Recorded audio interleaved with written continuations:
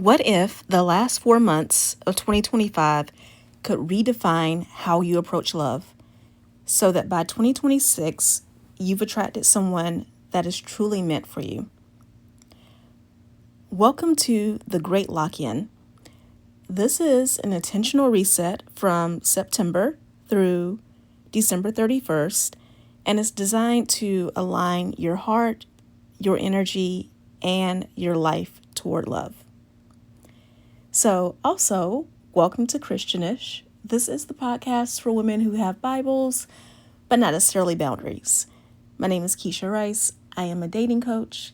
I am a hypnotherapist, and I help women learn how to heal from their old relationship wounds, recognize the patterns that are keeping them from the life and the love that they desire, and attract healthy, loving relationships. So there's so much online right now about the Great Lock-In, which, if you didn't know, technically started September 1st, and we're a little bit into September now, a few days into it, but it's not too late to start. And if you do feel like it's too late to start, I would like to also mention another year-end challenge that is very similar. It is called Winter Arc. And Winter Arc is the same thing except for a shorter period of time. Winter Arc starts October 1st, so October, November, December, as opposed to the Great Lock-In being September, October, November, December. But either way, this is an end-of-year reset. And this is a challenge for you to lean into personal transformation now instead of waiting for January and setting New Year's resolutions. Psychologists call this the fresh start effect because autumn, fall, offers a natural time for you to reset.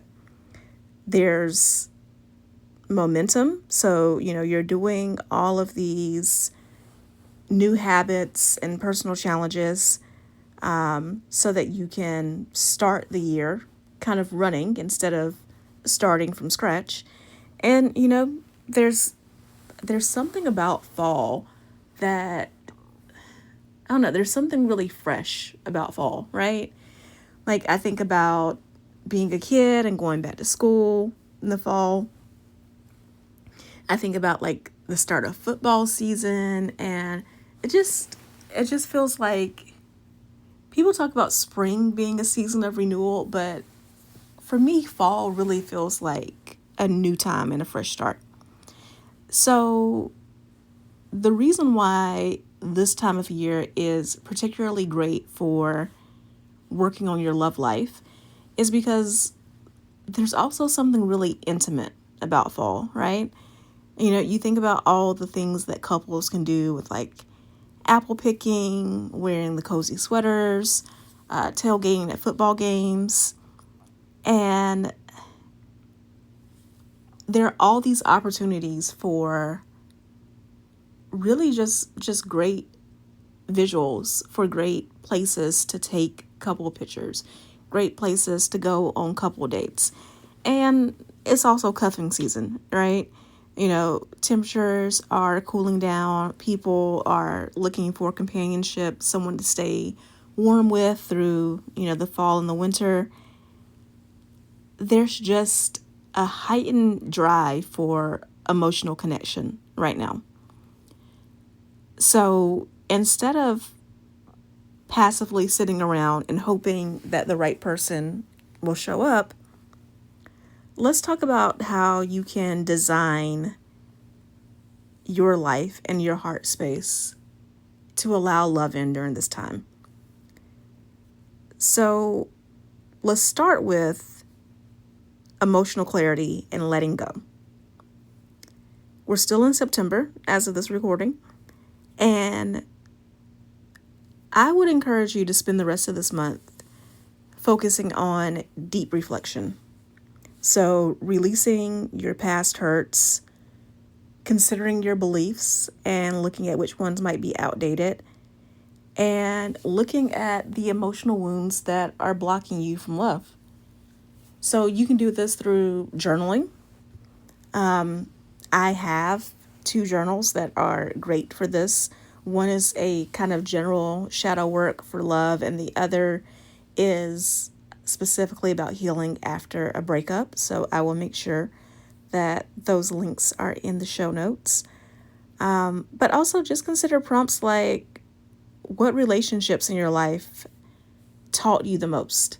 And these don't have to be romantic relationships, they can be, but you can also reflect on what friendships have taught you the most, and what relationships with family members or even with your career and your job have taught you the most. Because all relationships are related. And if you start to look at the patterns in those relationships, you will find patterns in your love life as well. Another journal prompt would be, what emotions am I ready to let go of? So write it out. Allow yourself to have that space to feel your feelings. And do any forgiveness that you need to do as well. Because forgiveness is never about the other person. It is about you releasing that energy. It is about you clearing yourself emotionally so that you can create space for new love. So, in addition to those journal prompts, you should also focus on just intentional journaling in general, and also vision setting. We always talk about the Bible verse about writing the vision and making it plain. And there are very practical ways to do that. So you can do that through affirmations, talking about how you attract kindness and emotional depth. You can visualize the partner that God has for you. Not just how they look, but also like what's their energy like? What are their values? How would they support your growth? And after you visualize those things, write it down. Write it down. Be very clear on what it is that you are attracting into your life. This is also a time for you to set some boundaries. You need to get really clear on what energy you will and won't allow into your life. You need to practice saying no more often. And you need to remember that no is a complete sentence. You don't owe people any further explanation. You need to protect your alone time. If that means putting it on a calendar so that when people want to make plans with you, you can say that you're busy, and you are, because I don't care if your alone time is taking a bath or sitting around reading a book or taking a nap. It's on your calendar as alone time, so you are busy. And you need to guard your emotional bandwidth. That means that you can't get involved in everything, right? Some of your friends are going to have drama that you're going to have to respectfully stay out of. Same with family members. You're going to stay out of some people's drama. You're going to stay out of drama on social media. You don't need to comment on everything. You don't need to go down rabbit holes, scrolling through 20 different videos about someone's beef and why they don't like this person or that person. You need to protect your emotional bandwidth. And before you commit to any plans, you need to ask yourself, does this serve your readiness for love, your intention to get out there and create a more loving environment for yourself? And if it doesn't, you need to practice saying no. And I don't mean that in every event you should go to, it needs to be full of single men so that you have the opportunity to meet single men. Although, yes, if you have those events come up, if you have networking events coming up, or if speed dating or situations like that where you're more likely to meet men, yes, go to those. But also, if in general you are trying to create more love into your life, then that means turning down plans with people that you know are messy, right? That means turning down plans with people that you don't really like, but you've spent time with them because you've known them forever. And speaking of which, now would be a time for you to expand your social circle. because the biggest part of the Great Lock-In is action. And that means trying new social environments. That means going to those singles events. That means going to workshops, taking up a hobby, taking a new class, volunteering. You want a man who is kind and generous, then find one who is kind and generous with his time by going to a volunteer event where everyone there is kind and generous with their time, right? List what your interests are and figure out ways to participate more in those. That will also take the pressure off this whole thing of love and finding the right partner, because you will be going to things that you genuinely enjoy. And even if you don't meet, Mr. Right at that event, you're still having a good time.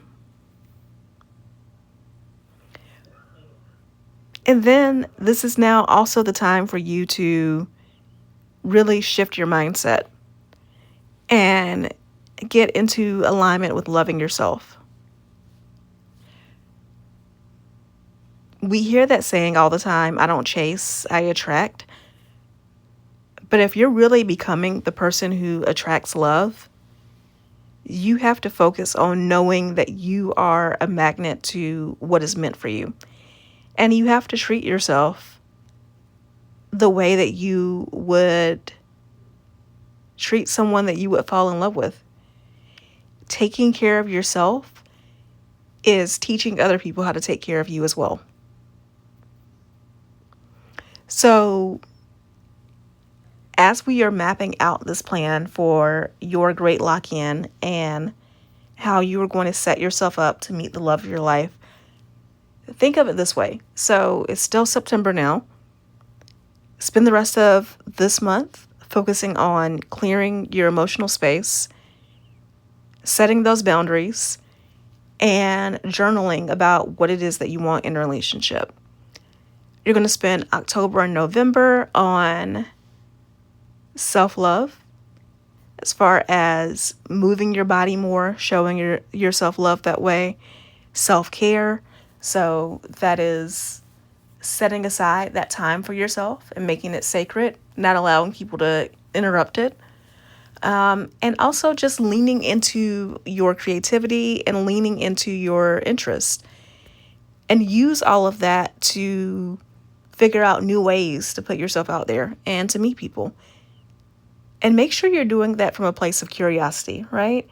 Really focus on just getting to know people in general, whether or not that person is a love match or not. Come at it from a place of genuine curiosity.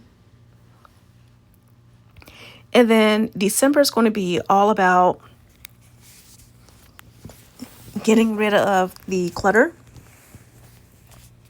getting rid of anything that you think is holding you back from having the love of your life. And yes, that includes anyone as well. So you have situationships that you know are not leading to anything. This would be a great time for you to get rid of that. And also just revisit the vision for your love life that you were creating this month. In December, go back and look over the list that you're creating this month. And use that to really build momentum for 2026. So, in addition to everything that I've already mentioned, which I know this is going to sound like a lot, but, look up the transcript of this episode, whether you're listening to the podcast version on Apple or Spotify, wherever you listen to podcasts, or whether you are listening on YouTube. Look at the transcript and just go through this. I promise you that once you list it out, it's not going to be as complicated as it may sound just listening to all this in one go. Or listen to this more than once, either way. But yes, so we've talked about the shifts that you need to make, the things that you need to do, how you're going to divide up this time. And just in addition to that, make sure throughout these next few months, you are journaling every single day. Even if that is just 5 or 10 minutes. Because what you're going to start to notice is the more that you journal, you're going to start to feel more energized. You're going to note boosting your confidence, and that is going to help increase that momentum. You also, again, want to fiercely defend your quiet time and your alone time, and make sure you're setting and enforcing those boundaries. And check in with yourself every week. Just ask yourself, how are you feeling? What are the stories that you're telling yourself that are working for you and helping you boost your confidence? And what are the stories that you need to end? So, if you are truly ready to lock in, get rid of those old patterns, protect your heart, and open the door for something new, then I would love to help you with that. I would invite you to talk with me about my coaching program. It's called From Toxic to Thriving. And it is about just that. It's about getting rid of all the things that stand in the way of you finding your purpose partner, healing from those things, and then putting action in place so that you can attract the love of your life. And you can find out more about that under the link into the description. The link in the description that's on YouTube, or the show notes if you're listening to the podcast.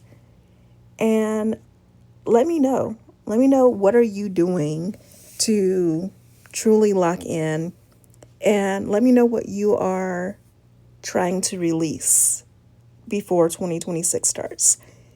You can message me. You can DM me on social media. I'm at Keshia Rice, Keshia. And you can find me on YouTube, on Blue Sky, on TikTok, or on Instagram. So let's lock in. Let's do this. And let's set ourselves up for the best months and year of our lives. Love you. I will talk to you soon. Bye.